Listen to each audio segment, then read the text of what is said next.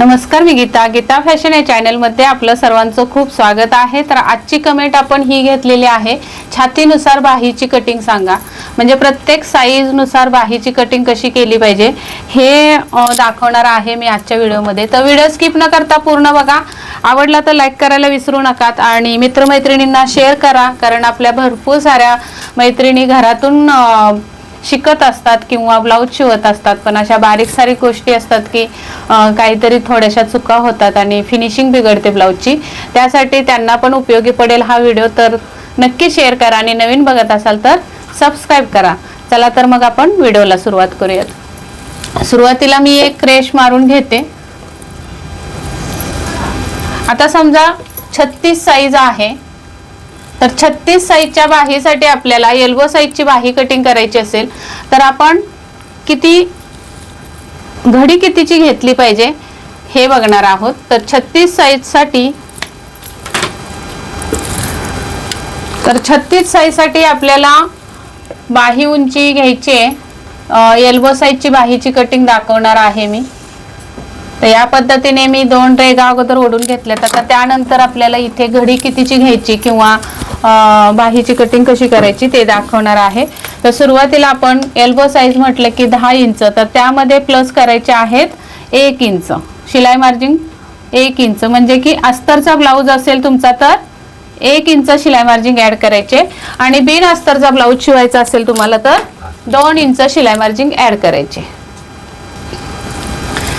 तर या पद्धतीने मी उंचीमध्ये 1 इंच प्लस करून 11 वर खूण करून घेतली।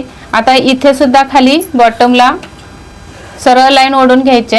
आता इथून पुढे आपल्याला 36 साईज साठी बाहीची कटिंग बघणार आहोत। तर 36 चा चौथा भाग टाकायचा 9 इंच। 36 चा चौथा भाग येणार आहे आपला 9 इंच। तर या पद्धतीने खूण करायचे। इथं सुद्धा 9 इंच आणि हा बॉक्स तयार करून घ्यायचा आपल्याला 9 इंचावर। अशा पद्धतीने आता आपली पूर्ण बाही या एवढ्या चौकोन कापडामध्येच बसणार आहे।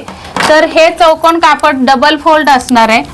आता आपल्याला इथून पाठीमागे 1.5 इंचावर एक खूण करायचे आणि इथून पुढे 1.5 इंचावर, म्हणजे बघा इकडून सुद्धा 1.5 इंच आणि इकडून सुद्धा 1.5 इंच।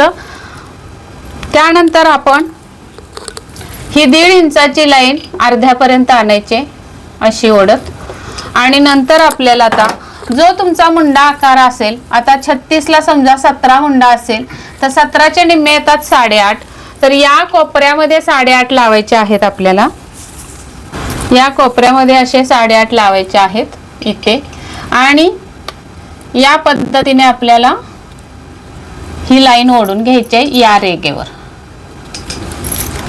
तर कॅप हाईट आपल्याला मिळालेली आहे 3.5 वर। तर अशा पद्धतीने नंतर या 1.5 इंचाच्या खुणेपासून या कॅप हाईटच्या उंचीपर्यंत आपल्याला अशी तिरकस रेघ ओढायची, आणि मग या रेघेचा मध्य काढून घ्यायचा आहे। तर ही रेघ आपली 7 वर बसले, तर 7 चा मध्य येतो 3.5। नंतर परत या 3.5 चा असा टेप फोल्ड करून परत एक मध्य काढून घ्यायचा आहे, आणि असा स्टेप पुढे सरकून इथं एक मध्य काढायचं।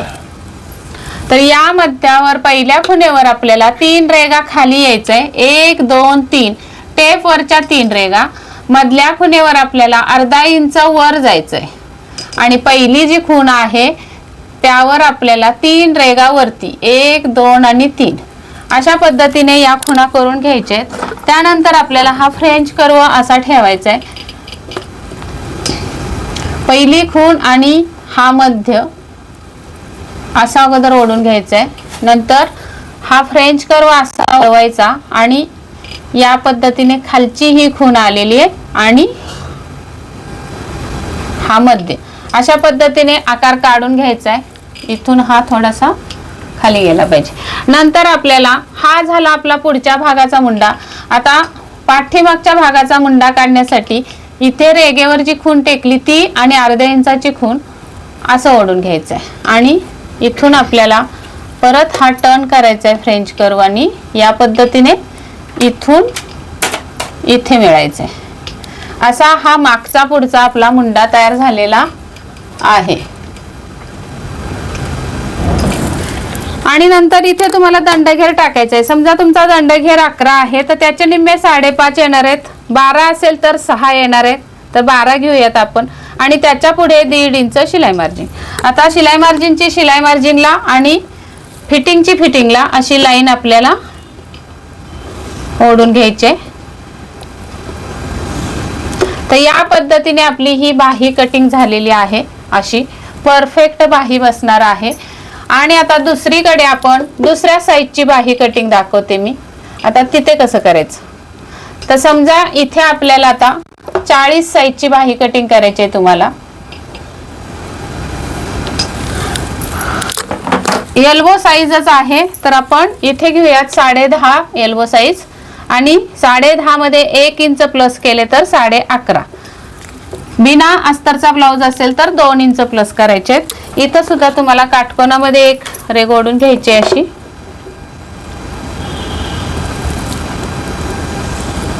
आणि आता या 2 रेघेवर आपल्याला 40 साईजची बाही टाकायची आहे. फुल बस्ट 40 आहे, तर 40चा चौथा भाग टाकायचा आहे 10 इंच. तर इथं आलं किंवा अर्ध्यावर घेऊयात आपण. 40चा चौथा भाग 10 इंच. इथे वरती रेघेवर सुद्धा 40चा चौथा भाग 10 इंच.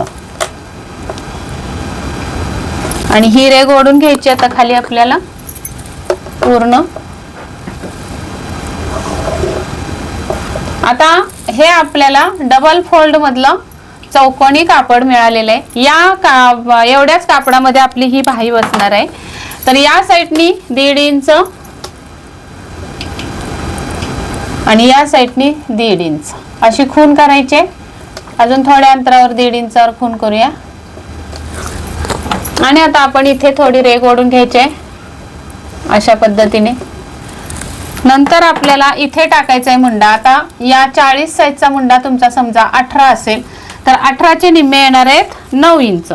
तर आपल्याला हे 9 इंच इथे लावायचे या कोपऱ्याला असे. आणि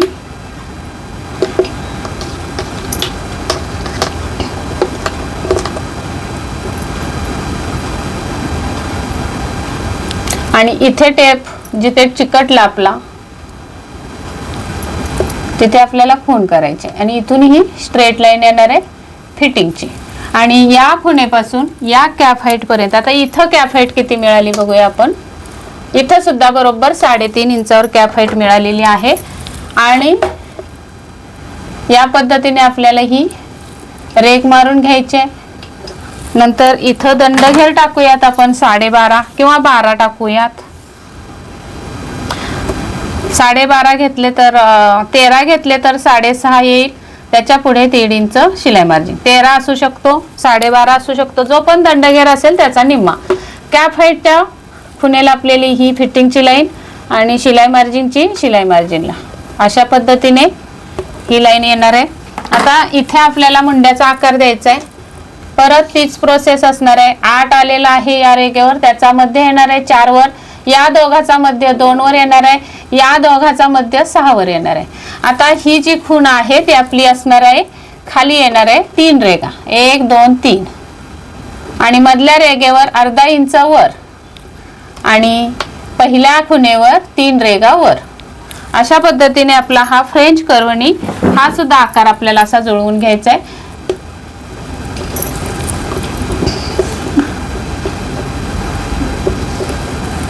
या पद्धतीने नंतर हा फिरवायचा असा.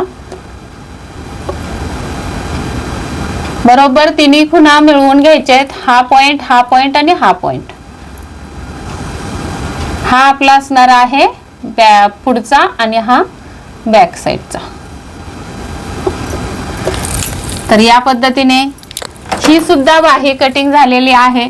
समजा आता तुम्हाला 42चा जर काढायचा असेल तर 42चा चौथा भाग इथून इकडे टाकायचा आहे 10.5.